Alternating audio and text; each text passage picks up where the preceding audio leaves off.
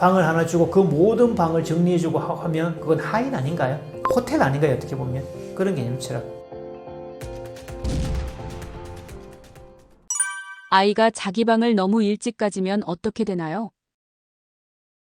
그러니까 자기 방을 가진다는 말은 자기 방이라는 옵션이잖아요, 이렇게. 그러면 자기 방을 가졌다는 말은 자기 방을 관리할 수 있는 기본적인 능력을 갖추어야 돼요. 그래서 줘야 되는데 자기 방은 권리만 주고 어떤 것 하지 않고 심지어 부모가 다 지워주고 정리하고 이미 그러면 이미 보세요. 이제 방을 하나 주고 그 모든 방을 정리해주고 하면 그건 하인 아닌가요? 호텔 아닌가요? 어떻게 보면 그런 개념처럼. 그리고 또 그 방에 있으면서 고립되는 경우, 좀 실제 이제 사례인데 중2짜리 뭐 스무 남자아이 개념인데 심지어는 부모가 거기다 데스크탑까지 공부할까요? 공부를 안 하죠. 왜? 거기서 맨 게임만 하죠. 그것도 문을 걸어 잠그고. 그래서 제가 처방을 코칭을 해주면서 그걸 얘기하라고, 컴퓨터는 너만을 위한 게 아니다. 가족 공용의 용도로 쓰는 거고 가족이 필요할 때 쓰는 것들이다. 지금 컴퓨터지 게임기가 아니라고. 그래서 컴퓨터는 거실에다가 내는 가족 공동의 장소에 내놓는다. 그리고 너만 쓰는 게 아니라 다른 가족도 쓴다. 이렇게 그거 실행해 하면서 결국은 결과적으로 끄집어낸 거예요. 그런데 애가 이제 뭐라는 줄 아세요? 지가 부모한테 막 대들면서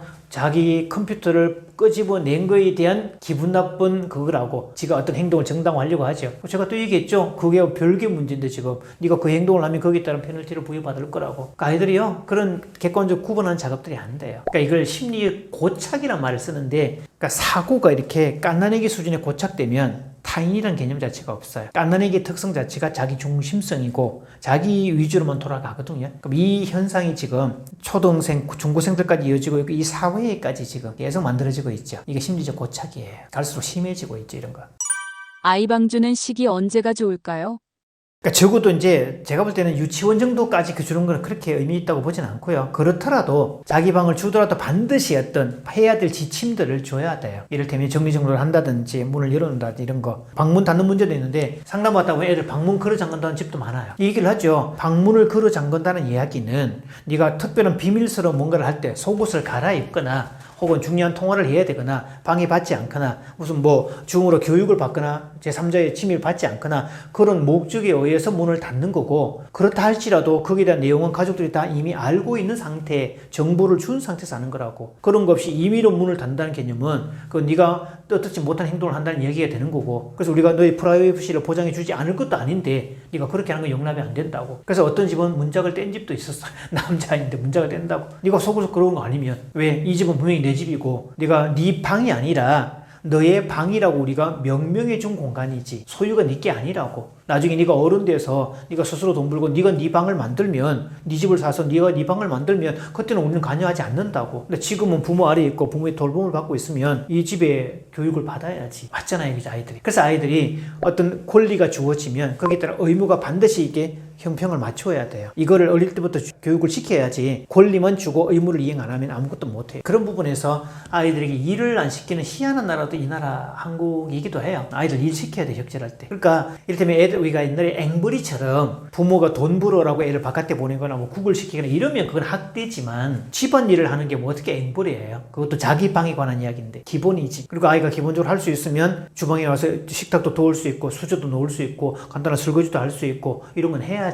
또 재미있는 사실은 최근에 미국에서 통계가 나왔어요. 종단 연구 추적 조사를 쭉 한 게 있는데 10살 이전부터 집안일을 했던 아이들이 어른이 됐을 때 가족관계가 훨씬 더 행복했고 직업적으로 훨씬 더 성공했더라. 결과들이 나오고 있어요. 아이들 일 안 시키는 나라의 1순위는 한국이 아닐까 싶어요. 그런 부분에서. 더 놀란 거는요. 이제 막내 이제 아이가 3명 막내 딸이 이제 대학생이 되면서 우리가 그런 얘기를 했거든요. 용돈은 이제 벌어서 써라 라고 얘기를 했더니 아이가 카페를 알아보고 갔는데 이제 1차 심사를 거쳐서 2차 최종 면접을 5명이 볼 건데 그 중에 하나를 뽑을 건데 이 카페 사장이 좀 머리를 쓴 거예요. 실기시험을 친 거예요. 그게 뭔가 하면 보통 카페에서 레몬청 같은 걸 담잖아요, 이렇게. 그러니까 레몬 써는 시험을 한 거예요. 동화를 주고 레몬 하나, 과도를 주면서 이걸 한번 썰어봐라 라고 주었더니 그 5명 중에 4명의 아이들은 거기는 전직, 경력직도 있었어요. 다른 카페에서 일도 했던. 집에 이 칼질을 해본 애가 없다는 거죠. 칼질이 제대로 안 되는 거예요. 그러니까 저희 집은 어릴 때부터 칼질 다 시켰고 주방일 다 시켰고 뭐 저희가 집을 비워도 걱정도 안 하고 물론 다 컸으니까 다. 그러니까 어릴 때부터 그런 작업을 쭉 했었는데 딸아이가 레몬 쓴 걸 딱 보더니 너 되게 가지런하게 썰었네. 그 아이가 하는 말이 이거요 집에서는 맨날 하는 일인데요. 집에서 늘 하는 일인데요. 그 말 한마디에 경력직에서 다 빼고 얘를 뽑았어요. 왜? 집에서 일을 해본 아이는 일에 대한 개념을 알고 있지. 그리고 또 이 경력직이라도 보통 알바를 시키면 이 일을 시키면 이 일만 해요. 그 일 끝나고 나면 휴대폰 만지고 놀죠. 얘는 일에 대한 개념이 있으니까 자기 일 끝나고 나면 쭉 이렇게 둘러보다가 필요하다 싶으면 그 일을 해요. 시키지 않아도 뭐 카페 사장 입장에서 누가 더 기특하고 예쁘겠냐고 이렇게. 그래서 아주 오랫동안 계속 이렇게 관계를 유지하고 일을 했던 일도 있어요. 늘 억울하다고 말하는 아이, 왜 그런 건가요? 그것도 피해자 증후군. 심리학에서 참 재미있는 현상이 있었는데요.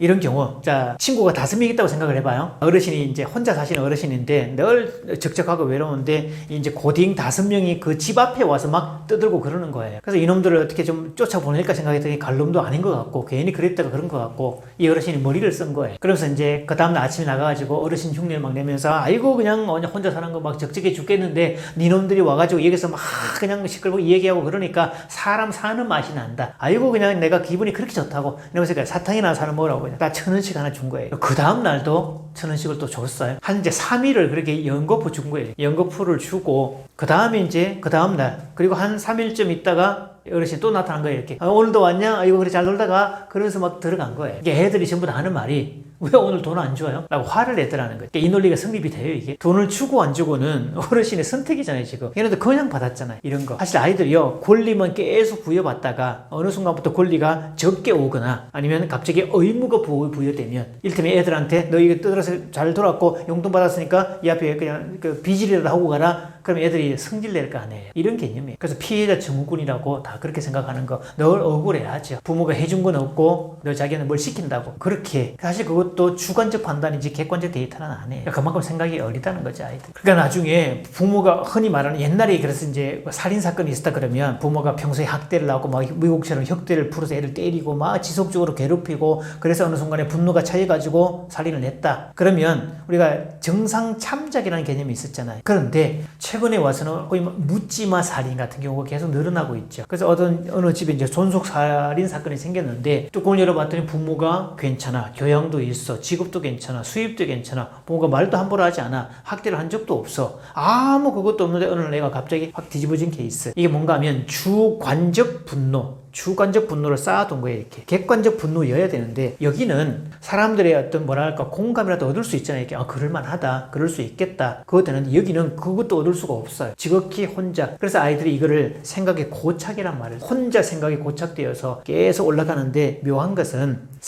혼자 생각이 딱 들어가면 머릿속에서 반복의 법칙에 의해서 계속 불어나요. 그러면서 기정사실은 아닌데 그 사람한테는 기정사실이에요. 게다가 또 무서운 현상이 있죠. 심리학에서 확증 편향의 법칙. 내가 어떻다라고 생각을 했는데 그 다음부터는 그걸 증명하는 행동만 딱 보이는 현상, 이런 거. 그래서 어느 모임에 갔는데 그 사람이 나를 처음 그냥 딱 시선이 한 3초간 딱 봤는데 내가 속으로 저 인간이 나를 째려보네, 그런 생각이 딱 들었어요. 근데 그렇게 기분이 확 나쁜 상태인데 이따가 또 뷔페에서 이제 음식 뜨러 갔더니 또 주변에서 나를 또 눈 마주쳤네. 저 인간 나를 또 째려보고 있네. 이렇게 이제 저 인간 되게 기분 나쁜 인간이네. 이런 사건이 2-3번 딱 반복되고 나면 저 인간은 나를 별로 안 좋아하고 지금 그렇다는 이제 하나의 기정사실이 되죠. 이 사실이 그러니까 가서 너 차려봐서 기분 나쁘더라 확인을 하면 되는데 이걸 안 하고 혼자서 쭉 쌓아놓잖아요. 나중에는 완벽한 사실이 돼요. 그래서 내가 그 인간을 속된 말로 해코지를 하고 죽여도 확실한 명분이 되죠. 이거 주관적 판단, 주관적 개념, 확증 편향의 오류, 이런 개념들을 써요. 그러니까 요즘 아이들이 토로할 수 있는 통로가 없어요. 혼자 있어서. 그래서 그것도 심각한 문제가 되죠. 그러니까 친구들 만나면 옛날에 뭐라고 해야 돼? 야 그렇더라. 그랬더니 야 웃기지 마. 걔는 야 너한테만 그런 거 아니야. 다른 사람 다 그래. 야, 걔는 습관이 그래. 딱 누구를 보면 3초 이상 보는데 너 3초밖에 안 봤어? 걔는 보통 5초 이상 보는데 너한테 짧게 한 거야. 그러면 그렇냐? 지나가잖아 이렇게. 근데 이게 없어요, 요즘 아이들은. 그러니까 사람을 만나는 통로가 옛날에 비하면 접촉하는 사람의 빈도수가 현저하게 줄어들었어요. 그 시간에 뭘로 하죠? 미디어로, 스마트폰으로.